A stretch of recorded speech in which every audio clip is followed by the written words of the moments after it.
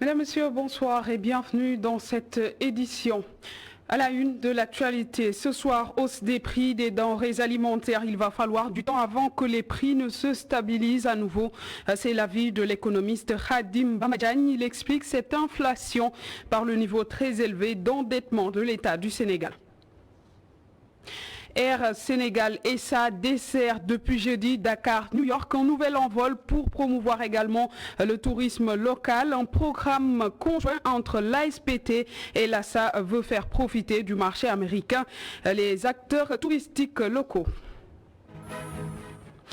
Distribution efficiente de l'eau au prochain Magal de Touba, le directeur de l'Office des forages ruraux rassure. Il était en visite des travaux d'adduction d'eau potable dans la capitale du mouridisme.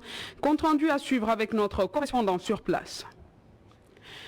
Et enfin, d'édition, votre rubrique Fenêtre d'Afrique s'intéresse ce soir à la vente des avions de l'ancien président gambien Yahya Jammeh à $1 demi-million, une somme jugée modeste par certains Gambiens. À suivre les précisions de notre correspondant permanent à Banjul, Amadou Bari.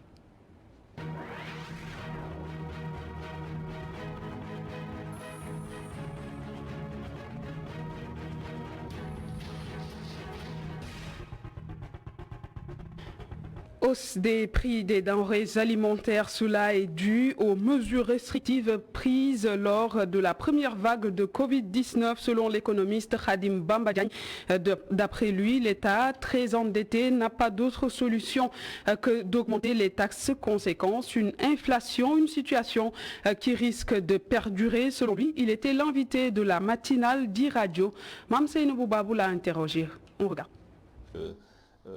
Malheureusement, les prix vont augmenter, il y a une inflation et cette inflation-là va persister parce que le niveau d'endettement de l'État est très élevé et les recettes de l'État aussi, si l'État veut maintenir ses recettes, il est obligé d'augmenter les taxes et donc l'augmentation de ces taxes-là va avoir un effet négatif sur le pouvoir d'achat des Sénégalais. Il n'y a pas de solution parce que l'État n'a pas assez de ressources, parce que on est en train de payer les conséquences des décisions prises l'année dernière. Donc, on avait réduit le temps de travail des Sénégalais. Et quand on réduit le temps de travail, on réduit aussi le portefeuille. Donc, les Sénégalais ont vu l'année dernière leurs ressources diminuer et donc, avec la baisse des ressources, l'État a besoin d'argent. Malheureusement, il ne peut pas toujours s'endetter pour prendre en charge ces dépenses-là. Donc la hausse des prix sera vraiment terrible pour le Sénégal. Problématique et ça justifie le fait que cette année, vous voyez que la Covid est plus compliquée, mais l'État ne peut plus prendre de décisions parce qu'il est en train de subir les décisions de l'année dernière et c'est ça qui rend la chose compliquée. Malheureusement, l'année dernière, on a pris de mauvaises décisions. Cette année, on est en train de payer ces mauvaises décisions-là. Développement du secteur touristique, l'agence sénégalaise de promotion touristique et Air Sénégal SA veulent plutôt faire profiter aux acteurs touristiques locaux des opportunités liées au marché américain. Ce suite au lancement de la nouvelle ligne Dakar-New York ce jeudi. Les deux agences ont dévoilé aujourd'hui le programme d'action conjointe. Compte rendu signé à Aïssa Toukane. Une nouvelle ligne Dakar-New York-Washington qui va redynamiser la promotion touristique. Le directeur général du Sénégal s'en réjouit et salue l'initiative. Notre objectif pour cette réunion, c'est de poser le cadre d'une concertation, le cadre d'un travail commun, pour qu'ensemble on aille à la conquête des marchés du tourisme et du transport vers notre pays, faire la promotion bien sûr de nos lignes, mais surtout faire la promotion de la destination Sénégal. Donc, cette démarche d'aller à New York aux États-Unis que nous initions aujourd'hui et que nous allons poursuivre par un plan d'action avec des activités très serrées sur les quelques semaines qui suivent l'ouverture de la ligne entre Air Sénégal et l'ensemble des acteurs du tourisme. C'est ça que nous avons partagé aujourd'hui. La mutualisation d'Air Sénégal SA et l'agence sénégalaise de promotion touristique va permettre, selon Pape Mahao Diouf, de déployer un programme d'action conjointe afin de relancer les activités du secteur touristique. Nous avons une stratégie qui vise d'abord sur l'Amérique du Nord à intégrer l'offre digitale touristique. La seconde chose que nous voulons faire en Amérique du Nord, c'est d'intégrer les réseaux communautaires et identitaires. C'est le sens de notre rencontre avec le magazine Essence. Il y a également des rencontres avec la diaspora, puisque le Tamoul Sénégal concerne également la diaspora. Le secteur privé touristique est ainsi prêt à accompagner Air Sénégal dans l'union et la solidarité. Mamadou Saou espère que ce nouvel envol va renforcer le tourisme sénégalais au marché américain. Nous avons investi dans le réceptif, nous avons investi dans l'hôtellerie et nous avons besoin de remplir nos hôtels. Aujourd'hui, si nous avons des avions d'Air Sénégal remplis au départ de New York, au départ de la France, au départ de l'Europe, c'est pour remplir nos hôtels, c'est pour faire travailler nos guides touristiques, c'est pour faire travailler tous les réceptifs du Sénégal. La convention entre l'agence sénégalaise de promotion touristique et la compagnie Air Sénégal SA va non seulement promouvoir le tourisme sénégalais et profiter aux acteurs locaux, mais aussi propulser la compagnie en termes de viabilité et de dynamisme. L'actualité, c'est aussi le lancement officiel du projet spécial de pavage par le ministre du Développement communautaire ce vendredi. Ce projet a pour objectif principal la résilience post-Covid-19 des jeunes en zone urbaine. Promoville, en charge de ce programme, annonce également le recrutement et la formation de 300 jeunes dans les communes concernées. Babacar Seck. Ce sont les communes de Dalifort, Yeumbeul Nord, Keur Massar et Kédougou qui ont été ciblés pour la première phase du projet pour la formation et l'emploi des jeunes dans les métiers du pavage. Ceci entre dans le cadre du programme Xëyu Ndaw Ñi. Le programme Xëyu Ndaw Ñi revêt une importance double. Au-delà de sa valeur première de vous doter de compétences pouvant faciliter votre insertion, il vous donne l'opportunité de servir votre communauté et contribuer à la réalisation des travaux d'amélioration de la mobilité et du cadre de vie de vos familles. En signant le formulaire d'engagement intégré le projet, vous offrez la possibilité de vous former, de vous outiller, de pratiquer, de trouver un emploi, de développer de belles perspectives d'entrepreneuriat, voire créer votre propre entreprise. Ce projet est une aubaine pour les collectivités locales qui vont voir leur cadre de vie amélioré avec en prime l'emploi des jeunes. Insérer les jeunes dans le tissu professionnel. Vous savez que c'est un problème. Le travail des jeunes, la fonction, l'inclusion ou bien l'introduction des jeunes dans la fonction publique ou bien la création de l'emploi, c'est un problème majeur pour la jeunesse. C'est un projet qui intéresse beaucoup la commune de Yeumbeul Nord, cause pour laquelle on a toujours travaillé avec Promoville dans ce cadre-là et nous y sommes très enchantés. Les jeunes sélectionnés espèrent un suivi pour avoir des emplois durables. De prendre tous les responsables et tous les engagements qu'on nous promet. C'est ça seulement qu'on demande.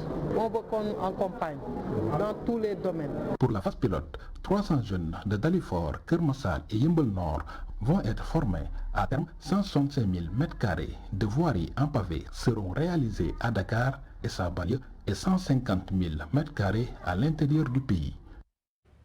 Et je vous le disais, tantôt le directeur des forages ruraux de l'Office des forages ruraux était en visite dans la capitale du mouridisme pour constater l'avancement des travaux d'adduction d'eau potable et des forages en construction. Alpha Baïla Gueye rassure quant à la distribution de l'eau courante lors du Grand Magal de Touba.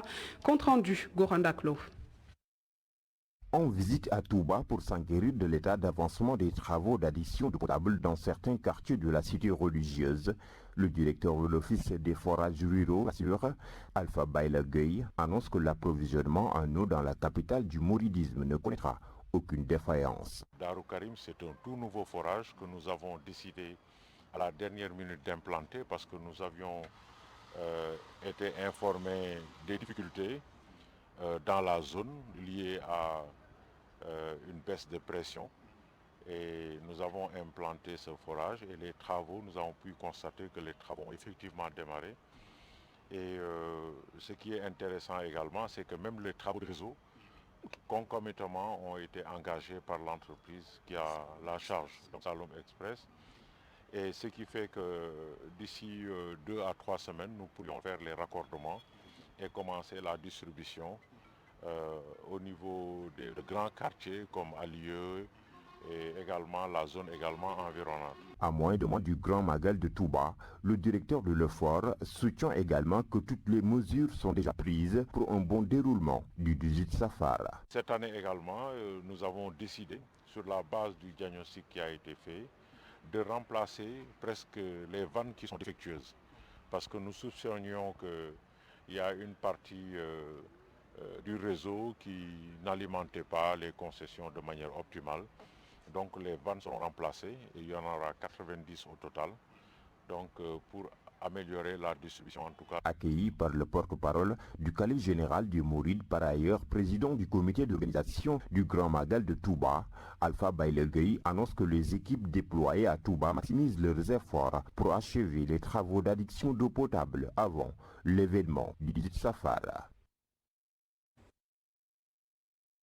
Dans le département de Vélingara, les populations manquent presque de tout. Dans les 64 villages que compte cette commune, pas de route praticable ni d'électricité. Et pour combler le tout, l'insécurité y est permanente. Les habitants ont investi les rues pour exiger de meilleures conditions de vie. Seydou Diatta. La commune de Ouassadou n'est pas encore coupée du reste de la région, mais cela pourrait arriver si on n'y prend pas garde. Car relier cette collectivité locale frontalière à la Guinée-Bissau en cette période de l'année relève d'un véritable parcours du combattant. Notre économie est au ralenti, faute de route praticable pour relier le marché hebdomadaire de Diaobé. Pour nos évacuations sanitaires, c'est la croix et la bannière. Nous revendiquons notre sénégalité. Minentawa Sénégal. Les habitants des 64 villages de la contrée se disent oubliés et demandent à l'État de matérialiser le Sénégal de tous et pour tous par l'amélioration de leurs conditions de vie. Nous sommes les oubliés de l'État central.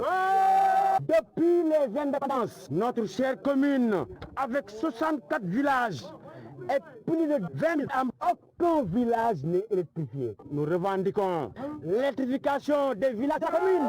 Nous revendiquons le bitumage de l'axe Kabelou-Nianao. Car dans le département de Vélingara, seul le de parcours n'a jamais connu le goudron. Nous sommes dans une commune frontalière. Des cas de vol de bétail sont notés tous les 72 heures. Nous revendiquons l'implantation d'un cantonnement militaire. Après avoir frappé à toutes les portes sans véritablement bénéficier d'un écho favorable, les populations de Ouassadou promettent désormais d'occuper la rue pour se faire entendre. Et le boycott des prochaines élections locales reste une possibilité si toutefois l'État ne réagit pas. Et en politique, en perspective des élections locales 2022, les responsables APR de Rufisque prennent les devants pour gagner toutes les communes.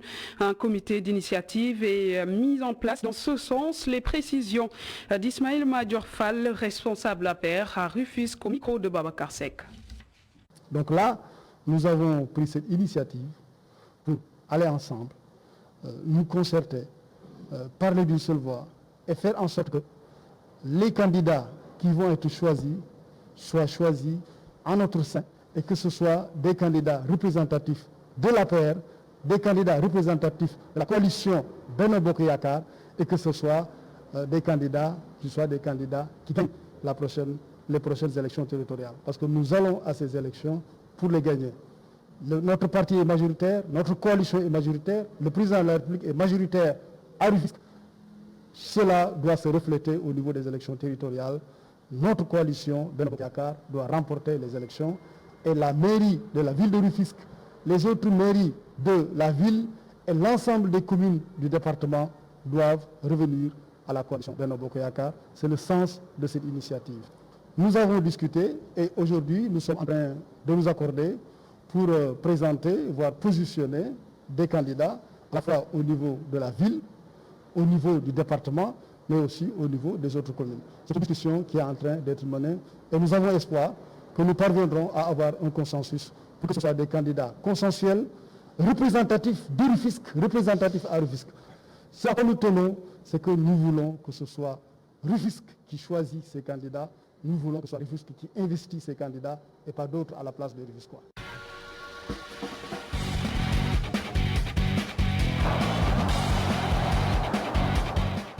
Les actualités sportives du football éliminatoire de la Coupe du Monde Qatar 2022. Le sélectionneur des Lions, Aliou Cissé, vient de publier une liste de 25 joueurs pour affronter le Togo le 1er septembre prochain à Thiès et le 7 septembre à Brazzaville. Aliou Cissé a décidé de faire appel à Ibrahim Mbaye et Abdoulaye Seck face à l'indisponibilité de Youssouf Sabali et Lamine Gassama. Aliou Cissé s'est aussi prononcé sur les adversaires des Lions à la CAN 2021 lors d'une conférence de presse. Écoutons. La Guinée, on connaît, c'est un pays de football. À son sein, un bon potentiel. Pratiquement beaucoup de joueurs qui jouent à l'extérieur. C'est l'occasion de la rencontre entre Sadio Mané et Naby Keita, mais aussi entre Kaba Diawara et moi. C'est une équipe qui a fini deuxième de sa poule derrière le Mali, qui n'a pas perdu contre le Mali, qui a fait je crois 2-2 à Conakry et un partout à Bamako. Le seul match qu'ils ont perdu, ils l'ont perdu contre la Namibie, qui est dans notre poule pour les éliminatoires de la Coupe du Monde. Donc un adversaire redoutable qu'il faut prendre au sérieux et préparer très bien cette rencontre-là. Le Zimbabwe, on connaît aussi, on les a déjà joués en 2017. Énormément de potentiel, des joueurs intéressants aussi. Ça demande aussi à revenir sur la supervision sur cette équipe-là. Les étudier, les connaître aussi. C'est une équipe qui a fini deuxième, si je ne me trompe pas, derrière l'Algérie. L'Algérie ne l'a pas battu, je crois qu'ils ont fait 2-2. C'est pour vous dire la qualité de cette équipe. Une nation d'Afrique australe, pour moi l'une des meilleures équipes d'Afrique australe. Donc bien les étudier aussi, bien les préparer et nous donner les moyens, d'autant plus que je pense que ça sera notre premier adversaire. Et on sait que pour bien rentrer dans ces compétitions-là, le premier match est important. Le Malawi, pareil, deuxième équipe Afrique australe. C'est un petit peu la surprise, ils ont battu l'Ouganda pour se qualifier. Donc on mettra autant de sérieux, autant de professionnalisme comme on l'a fait lors de la dernière CAN concernant la Tanzanie. C'est une équipe qui est inconnue sur la scène internationale, sur la scène continentale. Mais s'ils sont là, c'est pas un hasard, c'est qu'ils ont de la qualité. Donc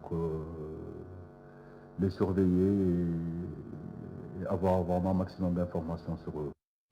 Il faut aussi noter que le match Sénégal-Togo du 1er septembre prochain se jouera à Thiès à huis clos au stade Lat Dior de Thiès, bien sûr, selon un communiqué de la Fédération sénégalaise de football. Notez également que le Sénégal affronte le Soudan du Sud. On parle bien sûr de basketball, afro-basket au Rwanda pour sa deuxième sortie. Dans cet afro-basket, le Sénégal fait face à l'instant même au Soudan du Sud après sa belle victoire sur l'Ouganda. Donc vous voyez le score à l'instant, troisième carton, je pense bien oui, 26-39 pour le Sénégal. Tout de suite donc la dernière note de cette édition, Fenêtre d'Afrique.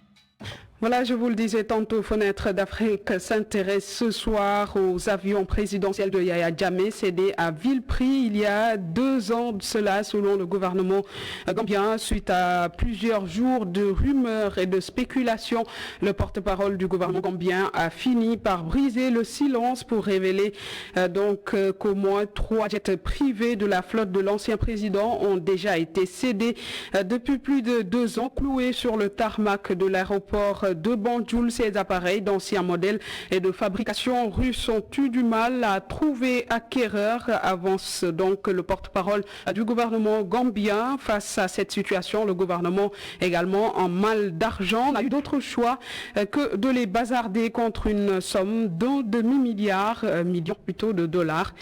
Les précisions à Banjul, Amadou Bari. La grosse révélation a été donc cette annonce de vente il y a de cela 2 ans, cette semaine, le porte-parole du gouvernement, Ibrahima Sankari, l'a fait.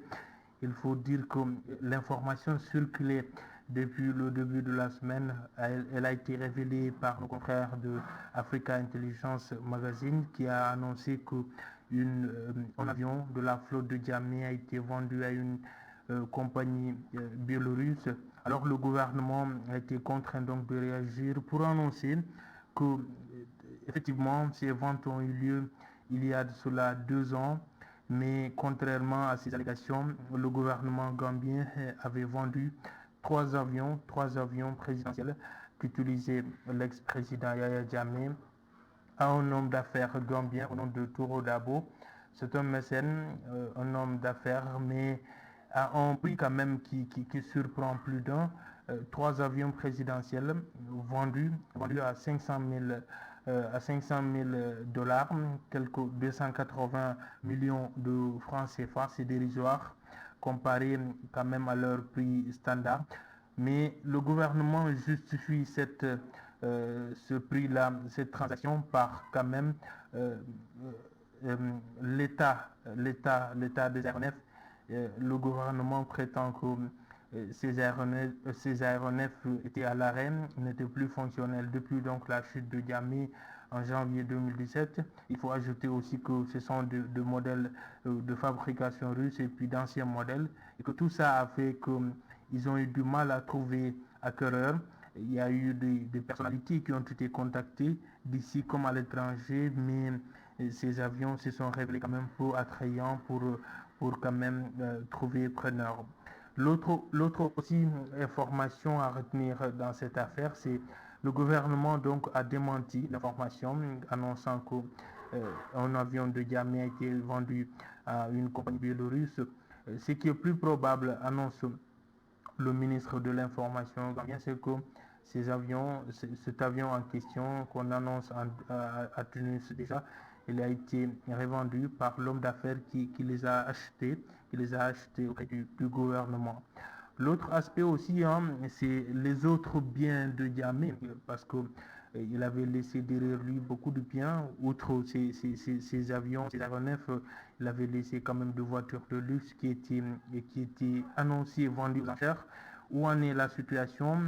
Il faut dire qu'en 2019, une commission qui a été mise en place pour enquêter sur les crimes économiques dans le pays avait recommandé que tous ces biens-là soient revendus et puis l'argent versé dans les caisses de l'État. Aujourd'hui, où en est-on? Est-ce que tous ces biens-là ont été vendus aux enchères?